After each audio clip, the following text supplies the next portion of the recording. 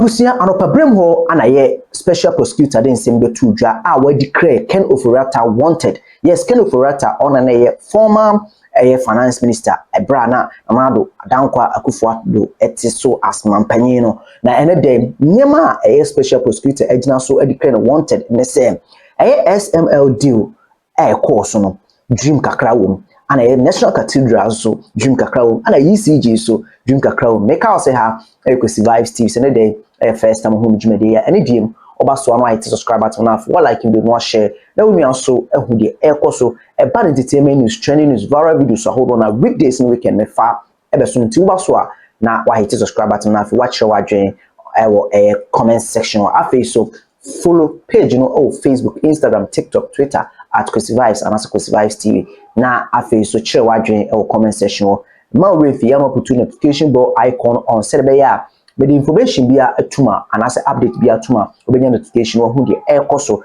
yes said the can do dwanum and opawiem ho and office of the special prosecutor e dey say two just say Ghana ha nipa bi nam kwanya so e ma Ghana e boka abla na deal contracts ahodo bi o sensan no o manfa ayede Ghana anya de any woman kan amwa Ghana nemum and now more personal interest ne kickbacks ahodo obenya nti no ko sign contract bi Emma Ghana ebo kasusu na ne dem Ken Ofori Atta na oye finance minister oye Nanado amamuom e na first finance minister Nanado appointing eduruma bi Emma amanfo su said minister yi omo number nti Nanado enyini finance omo kabi ya wa no opem so omo anabu to ne yema oyi ne nanso ene the information free special prosecutor kire say sa minister yi emebo mo ewo ensem bi ho because some person investigation into some issues in deals contracts ahodo bia ne breso osensan na omususu se enam so ma Ghana eboka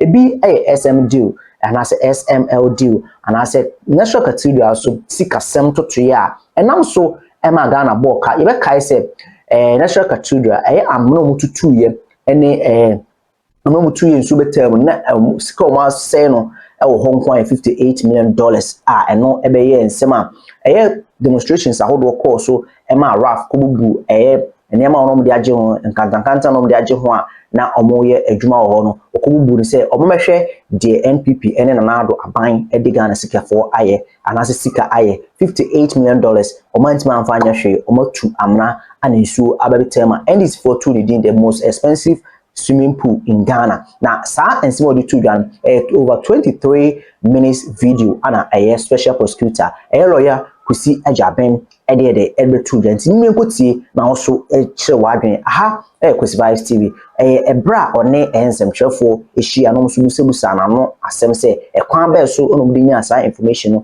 a dear no more share no say.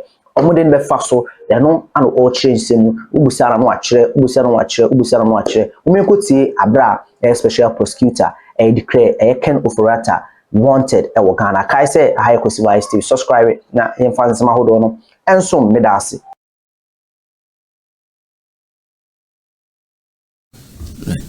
So and as I was saying Marina, right, from there it may branch to other places we do not know, but we do not close it up. You get it? So far as the investigation is leading you somewhere, you look at it. So the letter that went to him, asking him to report, had 4, not 5. If someone says for fishing, would the person be right? For what? Fishing. Because you say you started with 4, it's leading into others, and it could lead into a lot more. You see, the day of planning is always different from the day of battle. You know that. You plan that today you are going to do this, and then you get to the battlefield that your opponent has some other strategy which you have to rework yourself, especially in football. Saying you start one investigation and then it leads to the other. Let me give you a good example. We started the La Bianca investigation. Where did it lead us to? Auctions.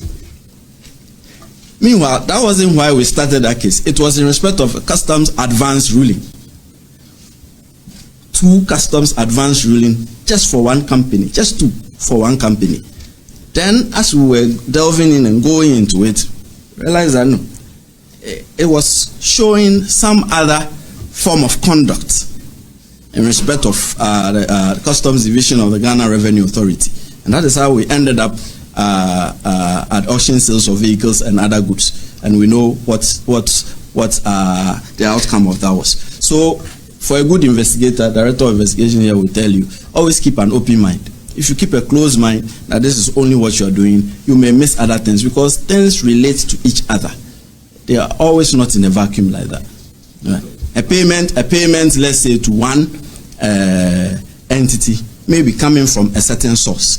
So when you trace that source, you may realize that there are so many things going on in the source where that payment came from that will lead you to other cases. Why are there so many payments going from that particular source? That's not even what you started to investigate, but then you go and see it. That's the beauty of the game. Yes. Yes, sir. Oh, sorry. You don't have the microphone and you he has the floor. Right. Sorry? Reuters. Are you able to tell how you started? Was it through a petition or whistleblower or what? Two, based on the status. How we started what? Right. Somebody take you off because were you petitioning which of the cases kind of did you start with? And then based on the status, are you able to put a value to it out of the 4 or the 5 at the moment? Are you able to say you are going after him because of this amount of money reportedly from God? If you will recall, one of the cases has been, say from Reuters, if you will recall, one of the cases has been on a half-yearly report for a while now. Remember the one on ECG? It's been there for a while now. We started when did we start? 3 years ago? 2022. So we started the ECG investigation in 2022.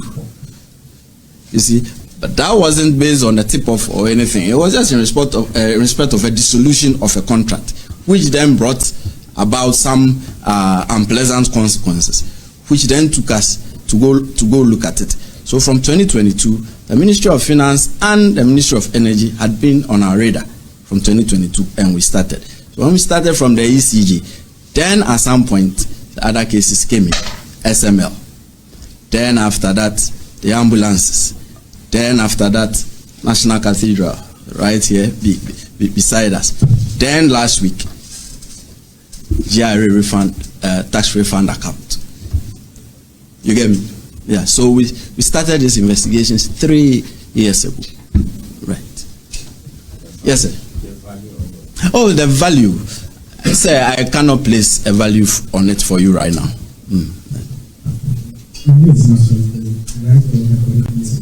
The what? Chronicle. Right. You say you are the spear of the nation. I want to take you to the medical reports. All right. You described it as reported medical reports. And you also I didn't describe it as a report. I said purported medical letter. Reported medical letter. It is not a report in our record. It is a letter. It is a generic letter to whom it may concern. Generic letter. Yes. Interest to me is the qualification reporting. Okay, so you work on it. Right. And when you spoke about the rain in his house, you said your intelligence indicates that it was either an imposter action or it was staged or at best an imposter action. Yeah. So my understanding is that you did some background checks to arrive at that conclusion. I want to find out whether you've done same checks, possibly from a medical from the hospital that the purported letter is coming from, to be able to know that it was purported. Or I don't know. I want to be sure whether you've done but that's good journalism. You know, I keep referring to the fact that there is some bit of intelligence available to us, which we do not. Which we do not want to reveal now for fear that it may compromise the investigation. It is a reason why we keep saying it is a purported medical letter. We never qualified it as a report. It is a medical letter stating exactly what I said in my briefing. That was all there was to it. But I was at pains to point out that that purported medical letter never stated that he was an invalid. to the point where he is unable to travel to the jurisdiction, for us, it's very crucial. And we also stated in the briefing that it wasn't demonstrated so. You get it? Yeah. We can all say that I'm not well, I can't come to work today, or it's raining at my area, so I'm unable to come to work. We can all say that. Sorry? Follow up. Sorry, he says he has a follow up. Let's follow him up and then. You see, for fear of people thinking that you are just persecuting somebody, or on a fishing expedition, or use that. I know that when doctors are writing such letters, there is a medical person with a signature on those things. Yes, you said you have some intelligence. I want to confirm that you've done your checks abroad without necessarily stating the specific hospital or the specific medical person who you are. I get you. First on persecution. If without any precursors, I just called you, invited you here this morning without anything, and we just declared him a wanted person, then you could say that's persecution. But we've been through processes, and that is why I said earlier that do not think that we do not have the milk of human kindness. We are also persons. We can fall ill. Who amongst us has not fallen ill before? But place it in context and the exchange of correspondence and what was going on, you would come to a certain conclusion that we came. And I said, no serious law enforcement agency would accept that because of this, you are unable to show up. No serious law enforcement agency. Once again, let me go to the US. If the FBI said that, you applaud. OSP is saying it, so maybe there's persecution. We're also up to our task and we're doing it. If we tell any law enforcement agency in the world that kind of letter that came to us, no serious law enforcement agency would accept that because of that, you are so sickly and invalid that you can't show up. It will come after you. That's why we are going after him. There is a contest. And then again, what was your second? Whether there is a specific hospital and a medical person. Well, see, I never said we doubt the authenticity of the authorship of the letter. Once again, get my words carefully. I'm saying it's a purported medical letter. I never casted doubt on where it's coming from. I never casted doubt on the person who signed it. I never casted out on the letterhead on which it appeared. What I did say is that for us, it is a ruse intended for him never to show up willingly. Yeah. And if you say we've done our checks, yes, we've done our checks. And that bit of information I said I won't reveal to you now. We fear it may compromise the investigation. Right. So forgive me and pardon me for that. If we think we should reveal it at some future point, we would. Okay. Yes, sir. Oh, he has a microphone. All right. My name is Joe. I work with Omiko Media Bullet TV. Bullet TV. Yes, please. Brutal. No, not in that way. Oh, I understand. Okay. So there are concerns out there about the timing of some of these cases and the invitations and all of that. You know, some of these issues have been with you when Ofori Atta was the finance minister. When did you realize that he was needed for this investigation? And why did you have to wait for there to be a change of government? That's the question many Ghanaians are asking out there. How do you respond to that question? You know, if it was just a one-off case, then maybe you may have a point. And mind you, if Mr. Ofori Atta had showed up at the OSP, you would not have known it. You get it? The reason why we are having this briefing is because he failed to show up. And for us, it is a ruse for him not to come to the jurisdiction willingly. But you see, as I said, it is not a one-off matter. As the Director of Investigation stated, we started ECG in 2022. It's an ongoing process. These cases, you hasten with patience. Otherwise, you will miss a lot. Mind you, it's a criminal investigation. Mind you, the outcome of a criminal process is that someone may lose their liberty. You have to be painstaking. And I keep telling my directors, if you bring a case to me and it is 70-30, I won't move. If it is 50-50, don't even bring it to me. I only start listening to you when it is 90-10. That is 90, that there is the real likelihood and probability that some criminality has ensued. But from there, we then go into SML. The SML investigation, we had to pause it, waiting for KPMG. Remember, there was a presidential directive to KPMG. We paused it for several months, waiting for it, because you do not want to do overlapping and expending very limited resources when you do not have to. So when the KPMG report was birthed, then we went back to it, looking at it again. And all of a sudden, ambulance matter came up. It wasn't until late November 2024 that SHRAJ issued its report on the National Cathedral project. Was it 28th November? Just a few months ago, that SHRAJ issued that report.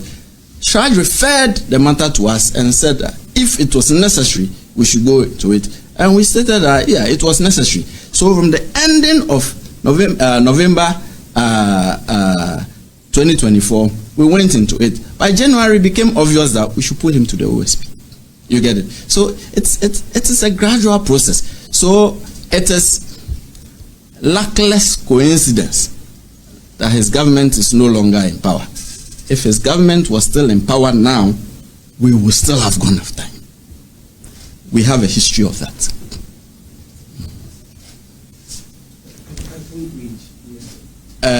No, you asked yours, right?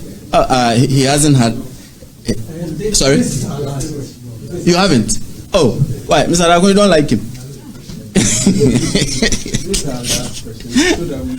Okay, he can tell will have the last word. Emmanuel Boxon. Oh, right. The question has to do with the aftermath of the investigation. There has been concern that in some of these investigations, you are really yet to secure any court completion. The last time we were here in the press briefing, we had some issues with that. So all these things that we do, what is the end game?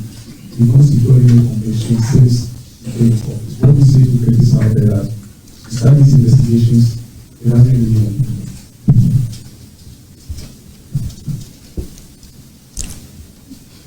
Hey, we'll try and pitch as well. Good concern. I said not too long ago that these cases take time.